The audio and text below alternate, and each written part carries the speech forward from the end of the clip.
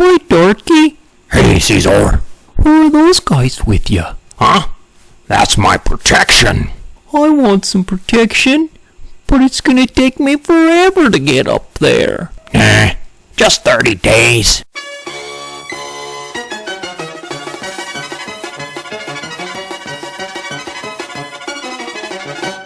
Hello and welcome to Caesar's Snack Sandwich. Today we're on Ethereum taking a look at Bancor version 2. So this is a new protocol that I've been looking at. I'm pretty excited about it. I actually have a position in it already and I'm pretty happy with it so far. Basically what Bancor is it's a automatic market making protocol. So it's a place where people come to swap tokens for other tokens. But as you can see, all the pools have BNT, the Bancor native token, instead of ETH. So it works like Uniswap in the sense that a pool is 50-50 and you can come and swap one token for another token for a small fee. Now, there are some key differences about Bancor over Uniswap, okay? Now, one of the first ones is each pool has its own fee, okay, and these fees are voted on by the community. And in actuality, BIP number 4 was passed, and it was a voting to change all of the pool fees to 0.15%, and then it was repealed, and again the repeal failed, so actually all of the pools will be changing to 0.15% in the future. So they change the fee based on each individual pool of assets, right? So if you wanted to swap ETH for, say, WBTC, you would have to do two swaps here. You would have to go from ETH to BNT and then from BNT over to WBTC. But it's pretty good if you like to have a whole bunch of BNT and you would like to swap to other things and so forth. So it might take you a few steps to swap from one to another. But there are some other key features that make it more interesting, okay? One of the main things that I really like about this protocol is that you can put one of the assets into the pool. So all these pools here, they all have BNT in it, and the BNT is supplied up to a certain number by the protocol itself. So let's take a look at Link. If we go to Link, and we want to add Link to this pool, we can see there is space available 0. Because what the protocol does is it's going to mint BNT and put it in the pool for people who want to put a single asset in. But already so many people put a whole bunch of Link in here and it's hit the max. So they're not going to mint any more BNT for this pool. Now you could come in here and you could supply BNT.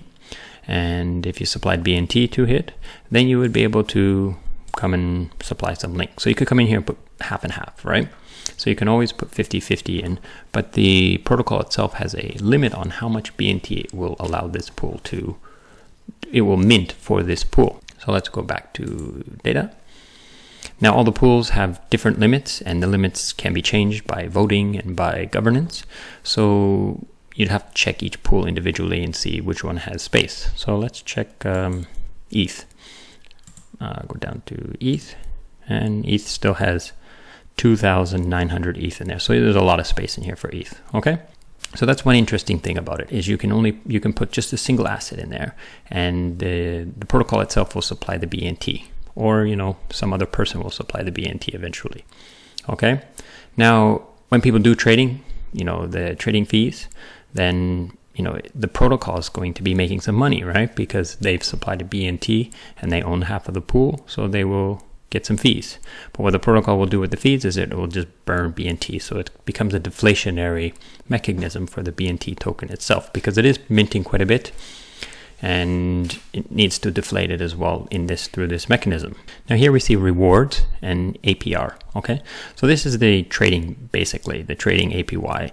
The yield from people trading this pool over here, and this is like rewards. So currently these pools are incentivized. If you go to the second page, you see it stops. Okay, so these pools are no longer as incentivized, but these ones are. So basically, if you put BNT into this pool, you're going to get 197% BNT APY. Okay, and if you put Aave in there, you're going to get 49%. Now these are BNT rewards. So if you put Aave in there, you're going to get BNT rewards. So they're kind of, incentivizing and getting some more BNT out into the ecosystem, out into the community, and out into the people's hands. So So I've supplied to this ETH because I'm always looking for places to put ETH, and I'm also considering this YFI pool because it's pretty good. It's not, it's a little bit, not too great, but that's a pretty good percentage, right? So there's a lot of trading going on here. And there's also talk in the YFI community of trying to use this pool in some sort of vault so that trading will eventually actually go up even more. So I'm considering putting some of my YFI tokens in here, and you can consider it as well, okay? Now, the other thing that this protocol is very famous for and is very popular for right now is that it's found a way to mitigate or to cancel out impermanent loss. So impermanent loss will still be here, but they have insurance, what they call protection. Now this actual link here just basically takes you to the place where you can see more data about the current pool that you're talking about.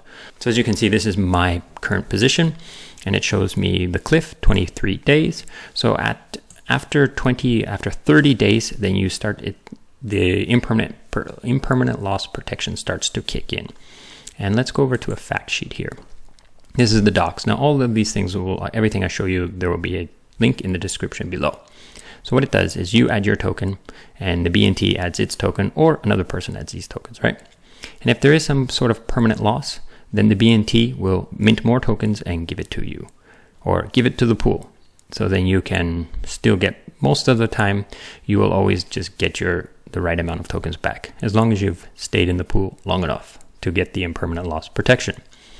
Now, there is some cases where if you pull out your token, you might end up getting some BNT token because, the pool numbers are not perfect, but for most cases, you're going to get back your tokens without impermanent loss. So it says cliff 23 days. So like I said, 30 days until you start getting protection. So at 30 days, you get 30% protection. At 100 days, you get 100% protection. So you have to keep that in mind, okay? So this is your protection tab and where you can see what's going on with your positions.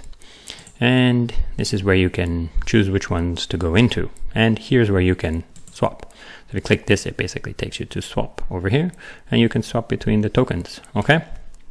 Now some of these other things over here, governance, simple. It's the governance forum where you can talk about governance, talk about things like that, okay? And over here we have vote. If you click on this one, it's going to take you to the actual protocol voting. So of course you're going to need BNT tokens in order to vote, and they have to be VBNT. So VBNT are tokens that are actually supplied to a pool. So you have to have BNT tokens and supply them to a pool. Now remember, you'll get impermanent loss protection too, so it's not a bad idea. And you'll also get fees from putting it in whatever pool you want. Okay, and then you'll be able to vote on proposals, right? So let's swing over to data. Let's take a look at some of the pools. Like if you were to buy some BNT and stick it in here, you would get some pretty good rewards in BNT, and you'd also get some of these good trading fees, right? So it's not a bad idea to consider buying BNT tokens instead of only farming them here. Now let's see some of the closed ones. Maybe we can check by this. Yeah, so I don't know what this token is. Maybe someone can help me with that in the description below. But there's a few tokens in here that are being traded quite a bit, and the tokens are, there's only very little in the pool, that's why. So anyways, YFI is the best one. So, maybe you can consider supplying to this as well.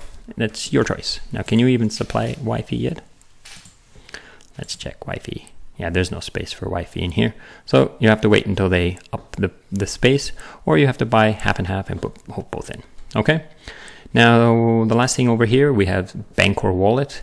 This is kind of like a debank wallet. Like, I'm not going to open it and show you everything. It's basically a wallet that, kind of zappy wallet type thing. And Bancor X is it's a bridge between EOS and Ethereum. So you can swap some of your tokens over to EOS, or from EOS back to Ethereum. And the last thing I would like to show you is they have produced a 1 hour long video that explains all the details, and I will put a link to that right here. Okay, of course. And you can come and check it out if you want, and they will explain a lot. Now that pretty much covers it. I hope this is useful. It's just a quick look inside. There's a lot more to this than what I've touched on, but I don't want to spend too much time explaining. I've given you a good enough taste, and you can decide if you want to look deeper or not. Okay? good luck and happy times. Goodbye.